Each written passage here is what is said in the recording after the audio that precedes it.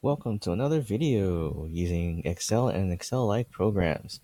So for this video, what we'll be doing is we'll be finding z-scores and values given an area or probability.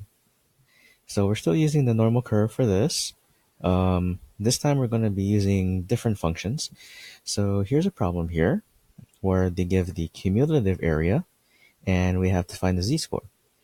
Okay, so if you remember from the other video, um, using z-scores where you use the norm s, this function, to find the probability or area. This time we have the area and we need to find the z-score, so we're going the other way. So I'm using Google Sheets here, but just like Excel, I'm going to hit equals. Now this time, I'm going to use the norm s inverse function.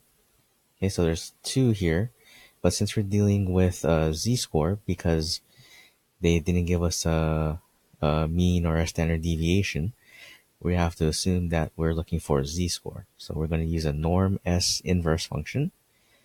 Okay, so here it's asking for the area. So the cumulative area is going to be the area to the left, and that's what we always need to type in here to get the value that we're looking for. So and enter, and that's our z-score. Okay, so if they give you the area to the right, then you'll just have to do 1 minus whatever that area is. Okay, so let me show you the other one. Supposing they give you an actual mean and standard deviation, so this time we're not dealing with z-scores, but we're actually dealing with data. So here's a good one here, using quartiles. Okay, so for this particular problem, we are actually going to use the norm inverse function. Okay, so you'll see the format's going to be slightly different. Okay, so in this case, the x is going to be the probability or the area.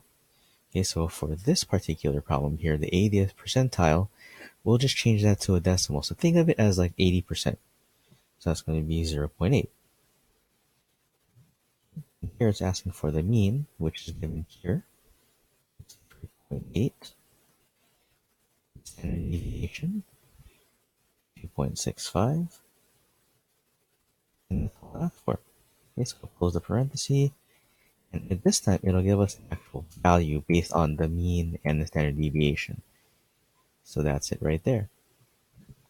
Okay, so similarly for this one, the first quartile, if you remember the 5-number summary, first quartile is 25%.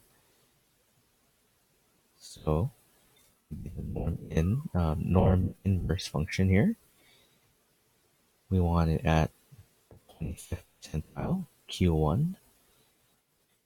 The mean and standard deviation are still the same because we're still in the same problem there.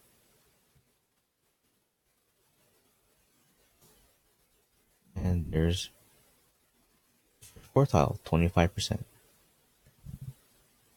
Okay, so just recapping. Remember the one with the S in it? We're assuming that we're dealing with z-scores. That's why we only put the area in. And remember, it's always area to the left. So if you get area to the right, that's given in the problem, you'll want to do a 1 minus that area in between the parentheses here. And here, without the S, they're assuming that you already have a mean and a standard deviation with the area. Okay, guys. Well, that's it for this video. Please like, share, subscribe. Can't wait to do my next video. So I see you guys then.